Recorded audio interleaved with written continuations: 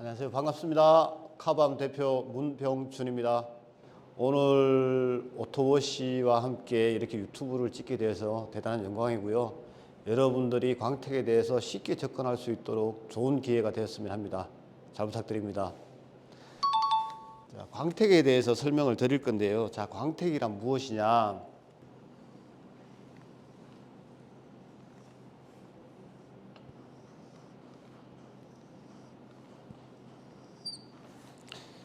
이제 이쪽이 자동차 철판입니다. 이쪽이 서페이서. 이게 베이스라고 하죠. 컬러라고도 합니다. 이게 클리어층이에요. 우리가 광택하는 주 목적은 이 클리어층 위에 철분, 페인트, 생활 스크래치, 딥 스크래치, 재도장에 의한 오렌지 필, 이거를 완벽하게 이렇게 잡아주는 게 광택입니다. 어렵게 생각할 필요도 없고요. 딱 이렇게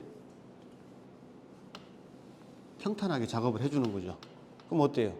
굉장히 맑게 나오겠죠, 면이. 이게 광택입니다. 그리고 우리가 광택을 내기 위해서 필요한 게 있죠. 첫 번째가 기계 숙지, 두 번째가 진단, 세 번째가 폴리싱이죠. 기계 숙지라는 것은 말 그대로 우리가 사용하는 기계를 내가 자유자재로 다룰 줄 알아야 되는 실력인 거고요. 그 다음에 진단이라는 것은 아까 면에서 봤듯이 이게 페인트가 앉은 건지 제도장인지 철분이 앉은 건지 공용도인지 소프트 클리어인지 이렇게 구분해는 진단, 이게 필요하고요. 세 번째 폴리싱은 뭐냐면은 깎아내는 겁니다. 이해되시죠? 요 세 가지. 그리고 자, 이렇게 광택을 내기 위해서는 필요한 게 있죠. 첫 번째가 뭐예요? 컴파운드입니다. 두 번째가 패드, 세 번째가 폴리셔, 네 번째가 조명이죠. 다섯 번째가 기술입니다. 자, 작업을 하기 위해서 필요한 약재가 있어야 되는 거죠. 컴파운드. 이게 1000방짜리인지 2000방짜리인지 3000방짜리인지 마무리약인지 초벌약인지 있어야 되고, 패드 또한 이게 초벌 패드인지 마무리 패드인지, 그리고 폴리셔, 싱글 폴리셔, 두얼 폴리셔, 기어 액션, 그 다음에 조명도 필요하죠. 일반적인 조명에서는 기스나 데미지 같은 게 잘 안 보입니다. 스웰 마크도 안 보이고. 근데 이렇게 지금 LED나 그 옛날 투광기처럼 메탈등, 이런 할로겐 등 이런 거에서 기스가 잘 보이기 때문에 조명이 꼭 필요하고요. 그 다음에 기술력은 뭐 말 안 해도 아시죠? 똑같은 컴파운드에 똑같은 패드, 똑같은 기계를 사용해서 작업을 했는데 누구는 기스가 안 나가고 누구는 기스가 나가고 누구는 스웰 마크가 남고 누구는 안 남고, 이게 기술력인 겁니다. 이해되시죠? 흔히들 제가 질문을 많이 합니다. 이제 광택하면서 뭐가 제일 어렵냐고 이제 물어보면은 딱 두 가지가 있어요. 뭘까요? 첫 번째는 기스가 안 없어진다. 두 번째는 스웰 마크가 안 없어진다. 딱 두 가지예요. 그래서 아까 나왔죠. 누구는 기스가 없어지고 누구는 안 없어지고 누구는 스웰 마크가 안 생기고 누구는 생기고, 이게 기술인 겁니다. 자, 여기서 이제 설명을 드리면은, 보통 싱글 작업을 할 때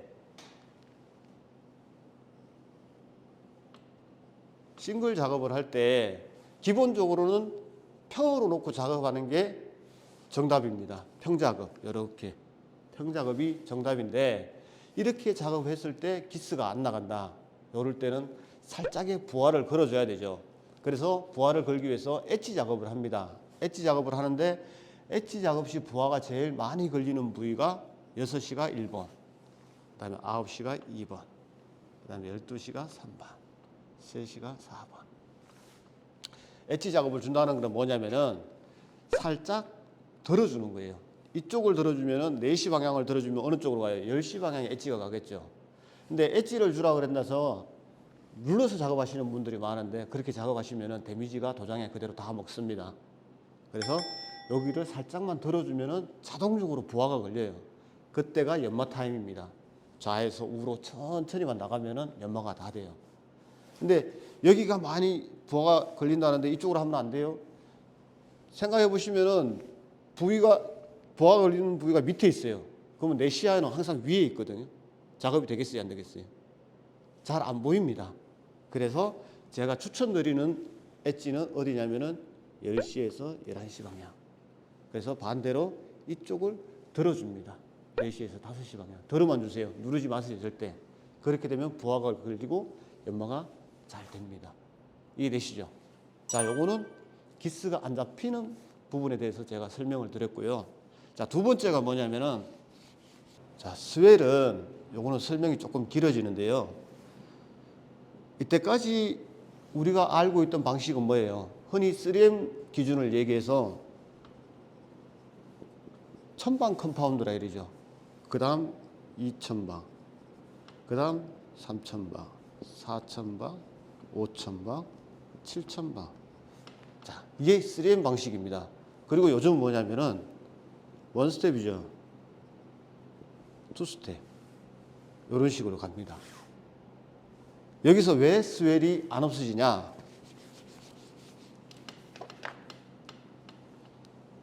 아까 보여드렸던 이 클리어층 단면적으로 딱 봤을 때 1000방 작업을 합니다. 데미지가 이렇게 남아요. 그리고 2000방 작업을 합니다. 그리고 3000방 작업을 해요. 그 다음에 4000방 작업, 5000방, 다크 그레이죠. 7000방이죠.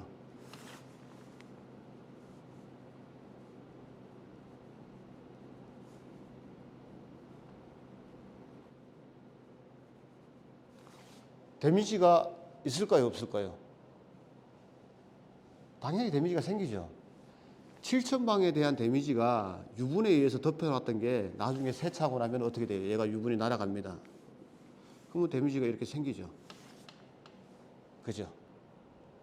이 원리에 의해서 스웰 마크가 생기는 겁니다. 첫 번째가 컴파운드에 의해 생기는. 이해되시죠? 자, 요즘은 또 어떤 타입이냐면은 요즘은 원스텝이라고 그랬죠. 예전에는 1000방 데미지가 이렇게 초벌 데미지가 이렇다 하면 요즘은 알루미늄 옥사이드가 작고 단단한 원료로 만들어져 가지고 첫 번째 초벌 데미지가 이 정도밖에 안 나타나요.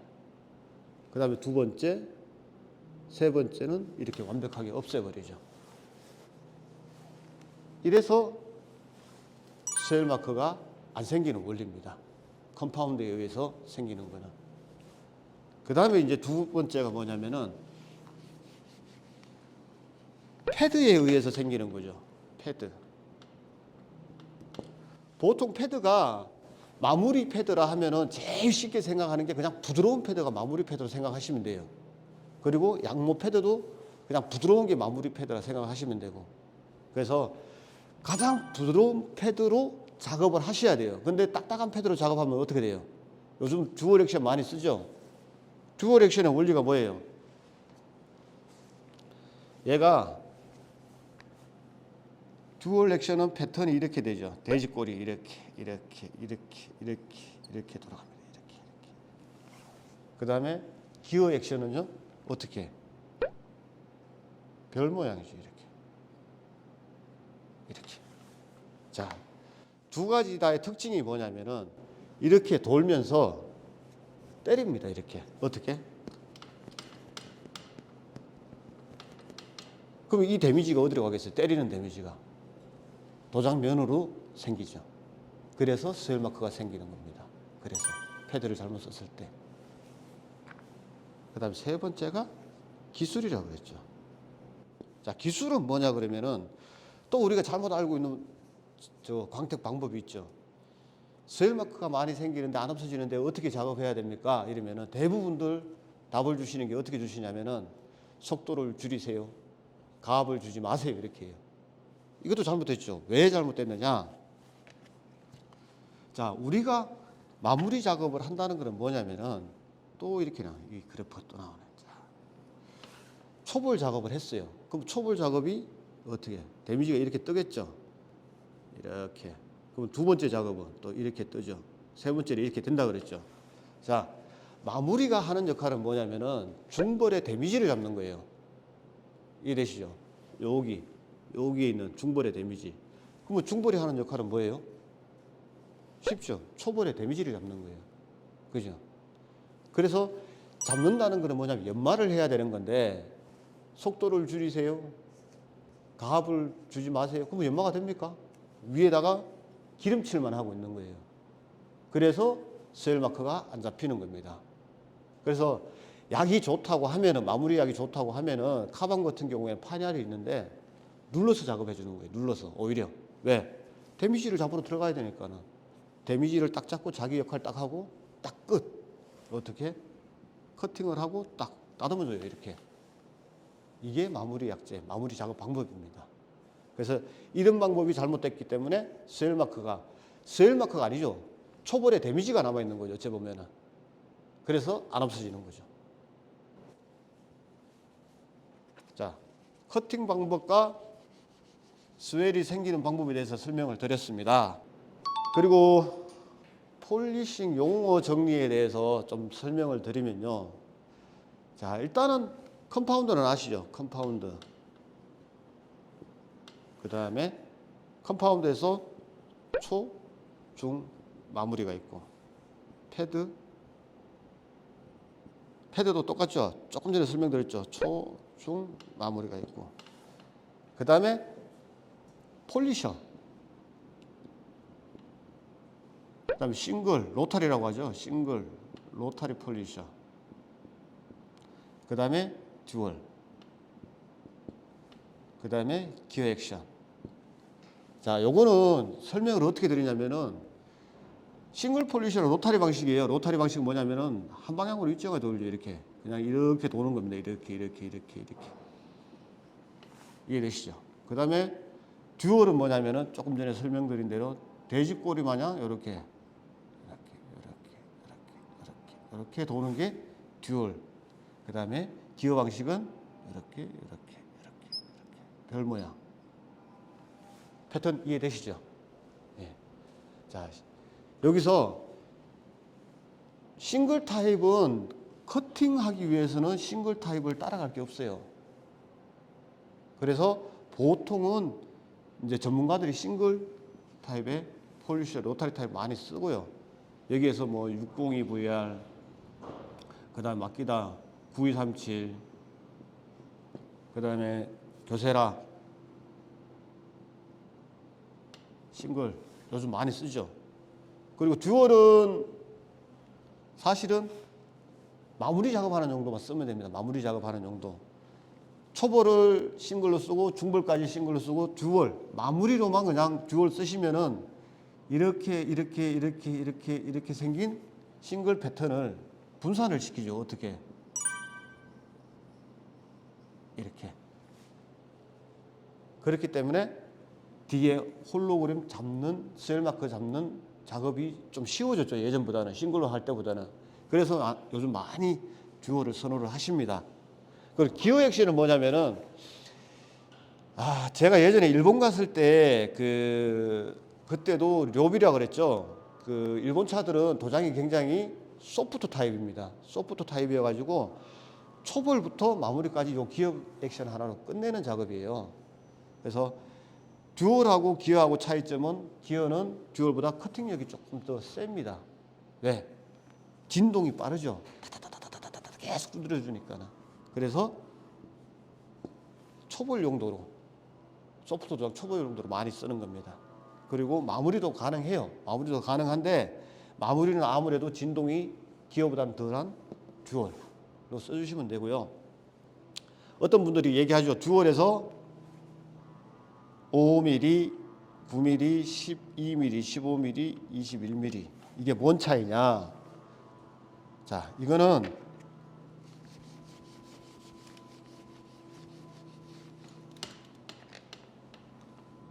싱글의 중심축이 여기 있어요. 정확 센터에. 근데 5mm는 뭐냐면은 여기서 2.5mm를 약간 옆에다 둡니다. 그러면은 이쪽 2.5, 이쪽 2.5 하면 몇 mm예요? 5mm죠. 그래서 5mm. 그 다음에 12mm는 뭐예요? 이쪽으로 6mm를 센터를 줍니다. 그러면은 6mm면 이쪽 6, 이쪽 6, 12. 이해되시죠? 이런 식으로 해서 만들어 놓은 게 듀얼 액션입니다. 그리고 요즘 수제 듀얼도 많이 나오죠. 32, 42, 50. 쓰는 사람 잘 쓰시면 되는데 저는 추천드리지는 않아요. 왜? 싱글로 작업하시고 듀얼로만 마무리해도 작업이 충분하게 돼요. 근데 이게 절대로 빠른 작업은 아닙니다. 왜? 32mm라 하면은 좌우에 오빗각이 크죠. 크면은 그만큼 때리는 힘이 셉니다. 그래서 연마력 때문에 이걸 쓰시는 분들이 많은데 사실 초벌에 남겨둔 데미지를 뒤에 마무리가 잡기가 좀 힘들 거예요. 그래서 저는 싱글로 작업하고 듀얼로 마무리하는 것을 적극 추천드립니다.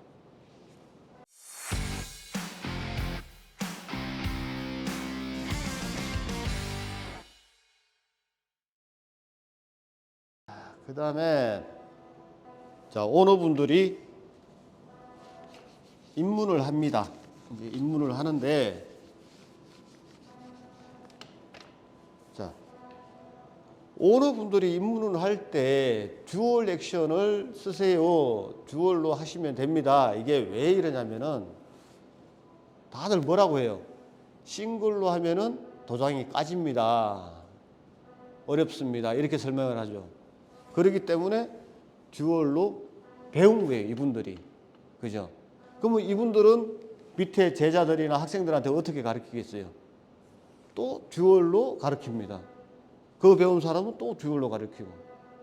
근데 싱글이요, 어렵다고 하시는데 싱글 쉽습니다. 이따가 실기편에서 보여드릴 거예요. 실기편에서. 우리나라 사람들이 참 잘못된 게 한 가지가 있어요. 뭐예요? 전체적인 공통점. 빨리빨리. 그러니까 광택도 빨리빨리 내는 것을 선호를 해요. 어떻게 하냐? 자, 미국에서는 보통 작업을 하면은 요렇게 깎아냅니다. 이렇게. 첫 번째 작업. 두 번째 작업도 요렇게. 세 번째 작업도 요렇게. 깎아내요. 기스를 잡을 때. 근데 우리나라는 어때요? 기스가 이만큼 있다 이러면은 그냥 확 깎아내버려. 이렇게. 이 기스가 빨리 잡히면은 좋은 작인 줄 알아요. 그럼 내가 작업 잘하는 줄 알고. 근데 이 뒷 데미지를 어떻게 잡을 거야? 초벌 데미지보다 더 만들어 놓고서 어떻게 잡을 거냐? 이게 실수하는 거거든요. 그래서 작업을 하실 때는 자, 초벌, 중벌, 마무리 약재가 있어요. 그럴 때는 마무리 약재를 먼저 대보세요. 대가지고 작업이 된다 싶으면 그냥 마무리 약재를 하시면 돼요. 그러면 데미지가 어때? 작게 남겠죠. 근데 우리나라 사람들은 무조건 초벌부터 됩니다. 초벌보다 약한 데미지들이 무수하게 많은데 그 데미지를 더 만들어 놓고 있는 거죠. 잘못된 방식입니다. 그래서 약재를 선택을 할 때는 웬만하면은 마무리 약재부터 진짜 기스가 안 나간다 싶을 때는 그 다음 중번. 이거로 작업했을 때 진짜 너무 안 나간다 싶을 때 이렇게 가야 되는 겁니다. 여기서 이렇게 가는 게 아니고. 이해되시죠? 예. 우리가 오너분들하고 이제 전문가분들하고 차이가 있죠. 일단은 오너분들한테 제가 뭐 약재나 기계나 패드나 추천드리는 거는 다들 아시죠? 그죠? 가격, 성능 제일 중요하잖아요. 그죠? 요즘 오너들이 전문가들보다 장비를 더 좋은 걸 가지고 계세요. 근데 뭐 때문에 그렇게 하시는지는 모르는데, 근데 컴파운드도 일단은 뭐 요즘 커뮤니티가 잘 돼 있으니까 어떤 컴파운드를 많이 쓰고 이런 걸 뭐 할 수 있잖아요. 그래서 그거 쓰시고 기계도 일단은 중복 투자라고 처음부터 좋은 걸 가시라고 또 설명하시는 분들도 계신데 저는 그냥 작은 거, 그냥 값싼 거, 성능 좋은 거 하셔도 충분해요. 굳이 메이커가 아니래도 플렉스 하나에 얼마입니까? 그 90만 원, 뭐 100만 원 하죠. 근데 알리에서 어쨌든 뭐 내구성에 대해서는 설명을 어떻게 못 드리지만은 알리에서도 충분히 그 역할하는 좋은 기계들이 많아요. 일단 그렇게 해서 입문하시고 내가 어느 정도 작업이 가능하다 할 때 이제 전문가들이 쓰는 약재 패드 기계에다가 가는 거죠. 그렇게 해서 점점 널리 가야 되는데 우리나라 사람들 일단 큰 거 하나 지르고 봐요. 큰 거. 내가 이거 가지고 있어야 또 전문가 같아 보이고 고수 같아 보이는 거야. 아닙니다. 그죠? 광택은 제가 계속 설명드렸다시피 거기서부터 계속 이어나와야 돼요. 이어나와. 최대한 가벼운 것부터 선택을 하십시오. 기계 좋다고 그래서 저기 전문가분들 못 따라와요. 가성비대로 가서 그래 하시고 진짜 내가 이제는 내가 내 차가 아닌 다른 차 작업해도 된다 할 때 그때는 뭐 주변에 고수분들이 추천해 주시는 기계 갖다가 작업하셔도 됩니다. 이해되시죠? 자, 그 다음에 아까 전에 제가 이제 수혈 마크에 대해서 이제 얘기를 했잖아요. 근데 아까 설명드린 부분 그대로 다 따라 했는데도 수혈 마크가 안 없어지는 경우가 분명히 있을 겁니다. 이제 저도 그거를 이제 약을 만들게 되면서 이제 알게 되었는데 이게 뭐냐면은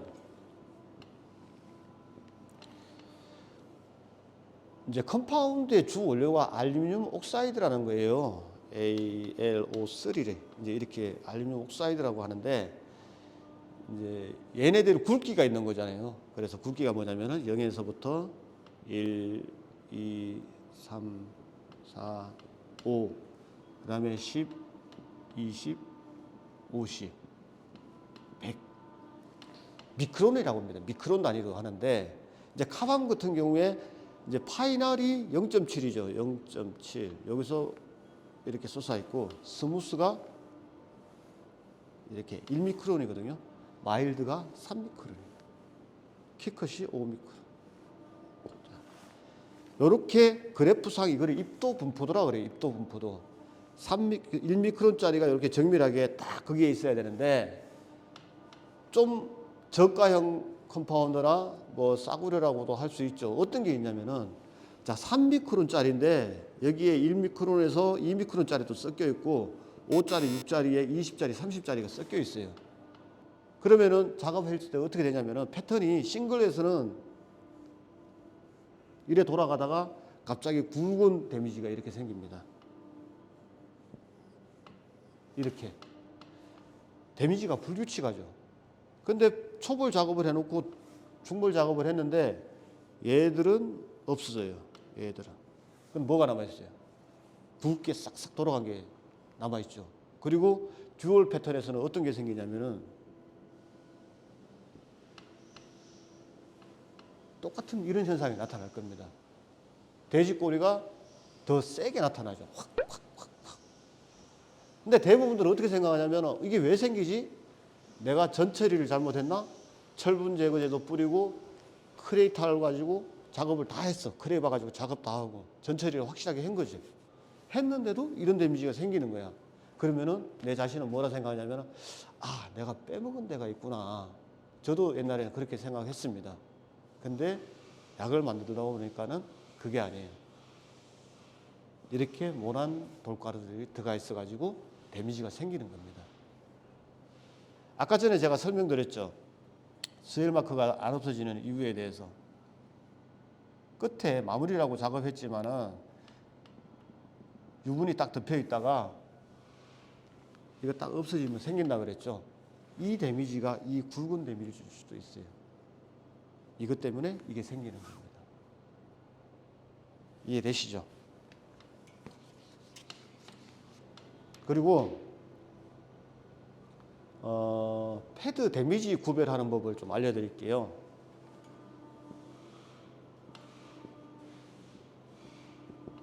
패드 데미지는 일단은 컴파운드 데미지하고 패드 데미지하고 분리를 시켜야 되죠. 어떻게?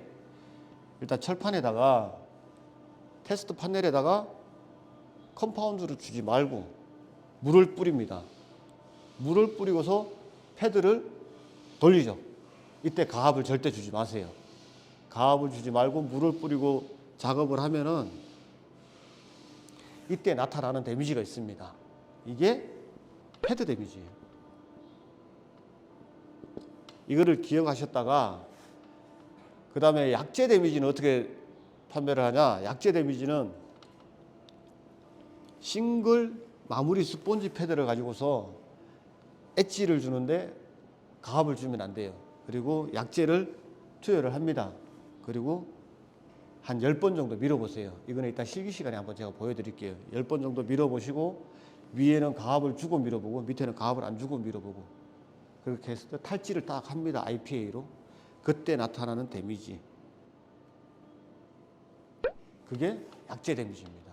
자, 패드 데미지는 어떻게 될까요? 좀 더 작겠죠. 이렇게 구분을 하셔갖고 약재 데미지, 패드 데미지를 구별하면 됩니다. 컴파운드 데미지 똑같죠? 이런 식으로 지금 제가 설명드린 대로 테스트를 하면은 아까 전에 얘기했던 좋은 컴파운드, 나쁜 컴파운드 그 구별까지 가능합니다. 왜? 가압을 안 줬을 때 데미지가 이렇게 나타나는 거. 얘는 안 좋은 컴파운드. 좋은 컴파운드는 계속 균일하게 나갑니다. 이해되시죠? 자, 여기까지 하고